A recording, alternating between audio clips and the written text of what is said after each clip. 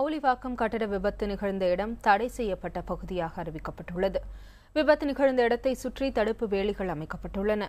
தடுப்புகளை மீறி உள்ளே நுழைபவர்களுக்கு சட்ட ரீதியான தண்டனைகள் வழங்கப்படும் என காஞ்சிபுரம் மாவட்ட ஆட்சியர் பாஸ்கரன் தெரிவித்துள்ளார்.